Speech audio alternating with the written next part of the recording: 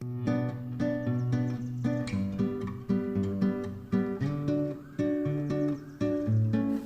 and welcome back. Today I'm going to be doing beef rendang. It's a lovely Indonesian dish, however it can take hours to cook. If you're going to do it properly, it's hours, yeah? But my version is going to take between an hour to an hour and 15 minutes. Now I say an hour because if you like it with gravy, an hour will suffice. If you like it how it should be, a bit dry, then it's going to be an hour and 15 minutes. So here is my version of beef rendang. Ingredients you'll need are beef. Here I've got 600 grams of diced lean beef, nicely done by my butchers. You'll need 1 small onion, roughly chopped. You'll need 1 teaspoon of coriander seeds, 1 large teaspoon of dark brown sugar, 2 teaspoons of turmeric. I've got 1-inch cube of ginger, which I've roughly sliced, 2 teaspoons of turmeric paste, not turmeric paste, tamarind paste, sorry, turmeric, tamarind, 3 cloves of garlic, 1 chilli, which I've de-seeded. Well, I've left a couple of seeds in there because the Indonesian beef rendang should be a little bit hot, but the family doesn't like it that hot. And I've got some lemongrass. Now, fresh lemongrass is the best, but unfortunately I don't have fresh lemongrass. I've only got the ones in the jar. So these are quite dry. Hear that? Very, very dry. Okay. So just to give it that extra sort of like a lemongrass kind of taste, I'm using half the zest of a lime and its juice. That's half the juice. Okay, but as I said, fresh is better. And the rest of the ingredients you'll need are black pepper, 2 tablespoons of oil. You'll need some salt. Here I have 5 kaffir lime leaves. Now again, if you can get fresh kaffir lime leaves, fantastic. If you can't, I'm just using dried. You would need a large tin of coconut milk. Here is about 400 grams. Grams? Is it grams or mils? Let's have a look. That's a good point actually. Sorry, 400 mils of coconut milk. And I've got 3 large tablespoons of desiccated coconut. Okay, now I'm going to be adding another ingredient to this dish, which isn't typical in a beef rendang, and I'm surprised because this particular ingredient is in every single savoury Indonesian dish, and it is ketchup manis, otherwise known as dark soy sauce. Yeah, this one's homemade, and I'll put the recipe up at a later date on how to make this. This dark sweet soy sauce, it's going to add so much body to this dish because I'm only cooking it for an hour. Otherwise, had I cooked it for 3 hours, the dish will become nice and much more darker in colour, but the ketchup manis is going to give it that sort of like acceleration and give it that nice brown taste. Yeah, we better get cracking on with this dish. First, we're going to add some salt. I'm just using like a 4-finger pinch worth of salt in that. In fact, I could just do a little bit more than that. Salt and some pepper to the beef.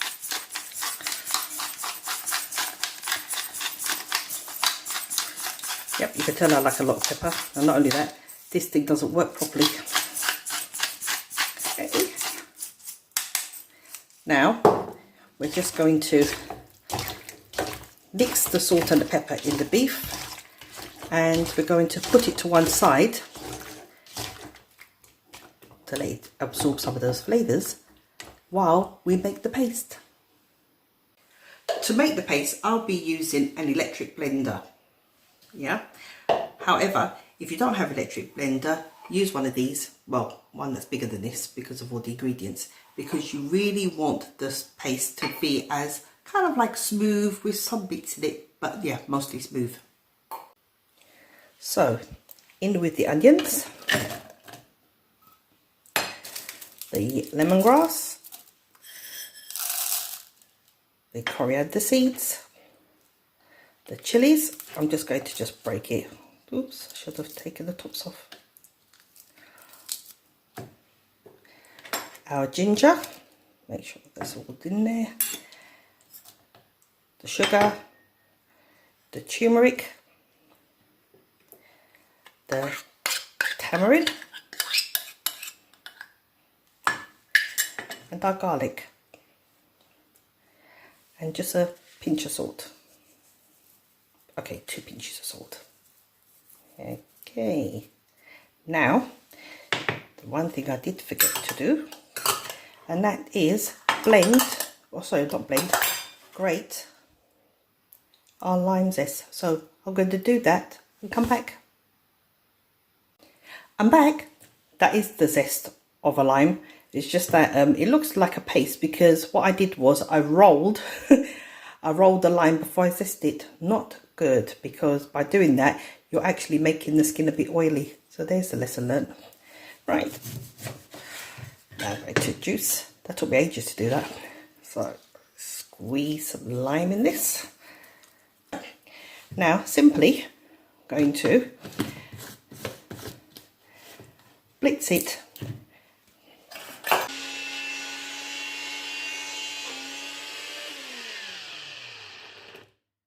Now, as you can see, not all of it has actually blended. So what you need to do, sometimes you need to give it a little bit of a shake, because there should be enough.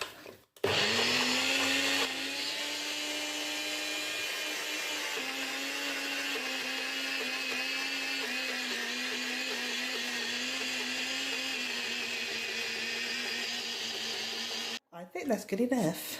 Let's have a look. Oh yes, see, just how we want it. Right, paste done. It's ready to cook. Right, I've just heated up our pan, and yep, that looks good. So I'm just going to turn the fire down to medium, and I'm going to add our oil. So that's 2 tablespoons of olive oil. Okay, to the oil we're going to add our kaffir lime leaves, and literally we just want to warm these leaves through just so that they release their aromatics and their oils. So this should only take about just a few seconds, not long. And as you can hear, it's sort of like popping. Yeah, yeah, yep, it was definitely hot. Right. These bowls have got ridges in it, so trying to get all the paste out, it is a job and a half. Actually, what I'm going to do is, when we come to put the coconut cream in, oh sorry, coconut milk, I'm going to wash this out with the coconut milk. I'm not wasting it. Right, so now what I'm going to do is just fry this, literally for a minute. And the reason why I want to do this is because I don't want to add the meat to literally raw ingredients. You see, it's drying, it's forming a paste, it's kind of like coming together, it's not separated. See, you can see spaces in your pan. The best way of knowing when this is ready is the smell. Oh my god, I can smell the stuff just coming through. There's so many that I'm not going to say, oh, it's an onion, it's the coriander. No, there's a lot of it. It's good. Yeah, smelling good already. A bit raw, I have to say, but yeah, but it's looking good. Right, that, I'm going to turn the fire down just slightly. It's still on medium though. And I'm going to add our beef.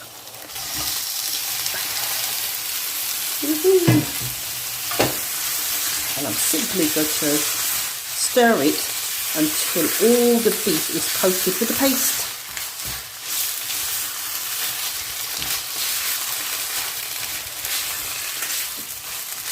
simply by just taking my spatula underneath the beef, moving it to the top to allow the top to go to the bottom, and just keep doing this.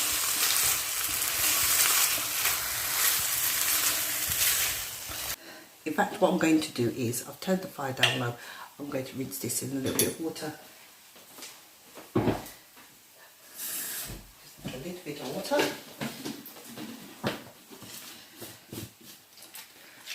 Give it a good shake. Yeah. And I'm going to add it to it. I'm not going to waste it. I was going to put with the coconut milk, but nah, I want it to cook out. So, back on the fire. Medium high heat, and I'm just going to stir for a little while longer. Until it kind of like dries. Right, that literally took about a minute, but I wanted to spare you a minute. And when you actually do this, what should happen is that the meat should start to release its juices and so form a very thick gravy. Now I'm just going to quickly show you this. Oops, like that. See? Yeah, that's good. Now, to this, I'm going to add my ketchup mayonnaise. My little secret ingredient. Yeah. And the last bit.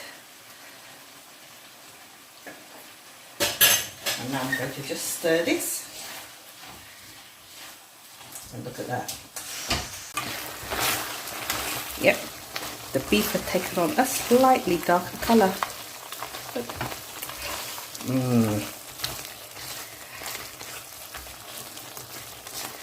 Nice. Right. At this point, I'm just going to make sure that I scrape all these lovely bits on the side. Make sure I put it in the pan. Sorry, in the meat. I'm going to turn this fire down low.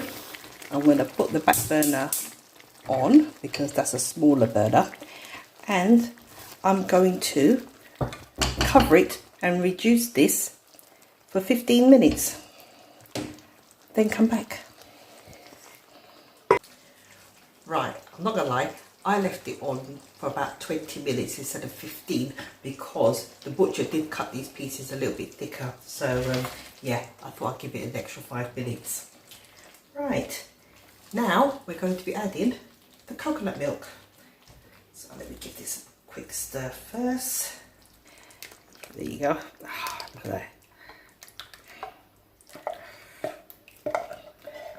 Yeah.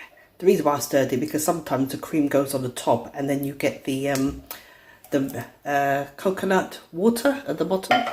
So it's nice to give it a good mix before you add it. Look at that. Now that looks like a lot of fluid or liquid, yeah, but it will reduce. Nice. Right, I'm just going to bring that to the boil. It's now a nice roaring boil. Yeah, I've got it on the front burner at the moment, so I'm going to leave it on the front burner because where we cooked it on low, now I'm going to cook it for the next 15 minutes. Well, 15 minutes for you if you had decent sized pieces. I'm going to leave mine for 20 minutes because these are a bit bigger. I'm going to leave it on a low medium heat for 20 minutes. So bring my, because now what we want to do, we want the coconut and the remaining gravy to reduce down as much as possible. So there you go. So lid back on, see you in 20. We're on the home straight now. Woohoo! Yeah. Right, let's open this pan. I have turned the fire down a little bit low and moved it to my front burner. Ooh, too much noise. As you can see, look. Now, I'm going to say during the last 20 minutes, every 5 minutes I was coming to the pan and literally just giving it a turn. That looks good. But we're not there yet. This is the now final 20 minutes. So I'm going to put this on the back burner.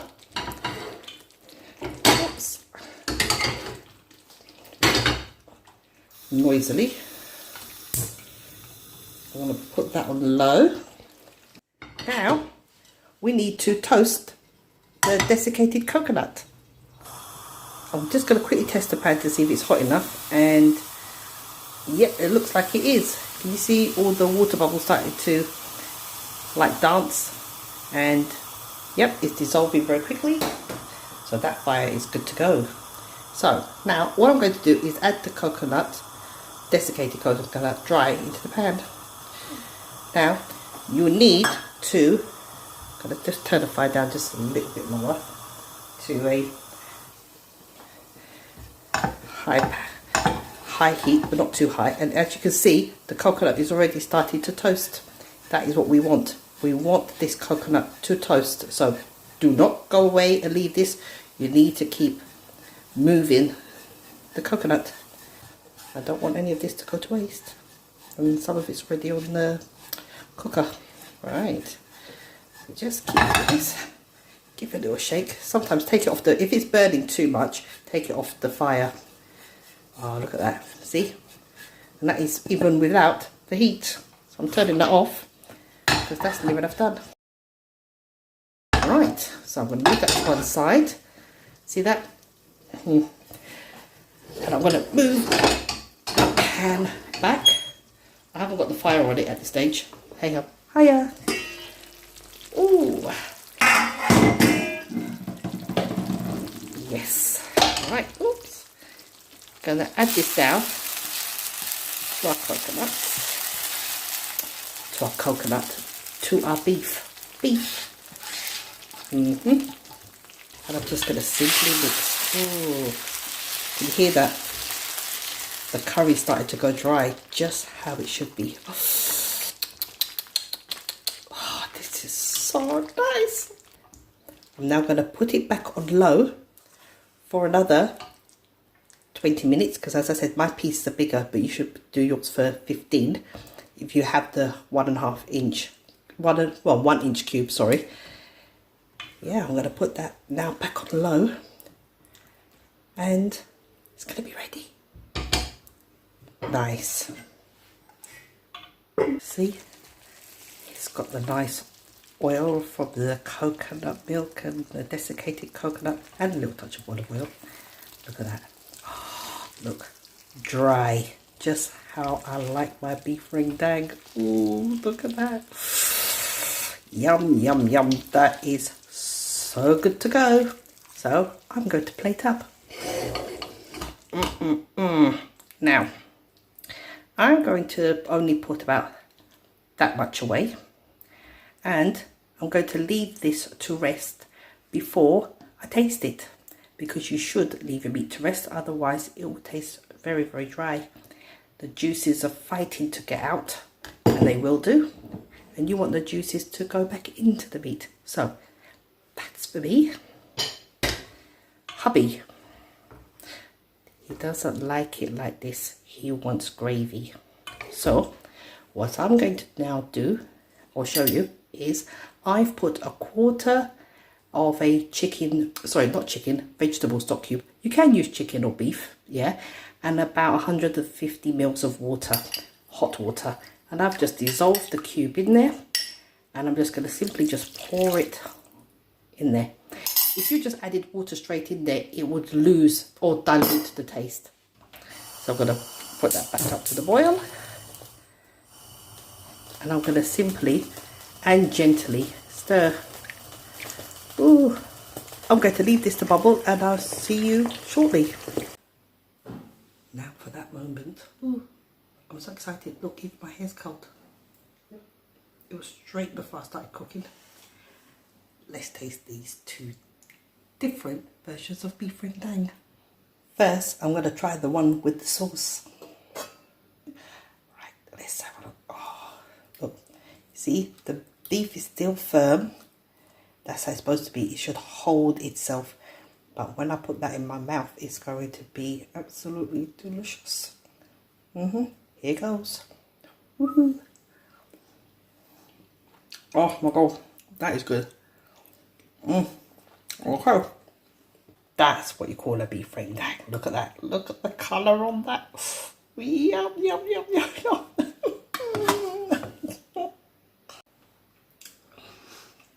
I do like my beef rendang dry, and this is so gorgeous. Look, too nice, too nice. I'm so glad I've got all this for myself. Oh dear, look, look. I'm just gonna quickly show you this, and that's just the coating.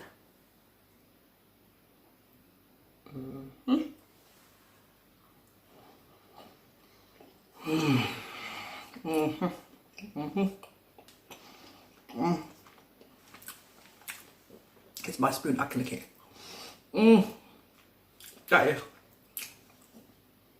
That is really, seriously good. If you like my version of beef rendang, in fact, 2 versions of beef rendang, please give them a thumbs up and subscribe to my YouTube channel. I would have given them a thumbs up myself, but I'm holding the dishes. Oh dear, until the next time, see ya.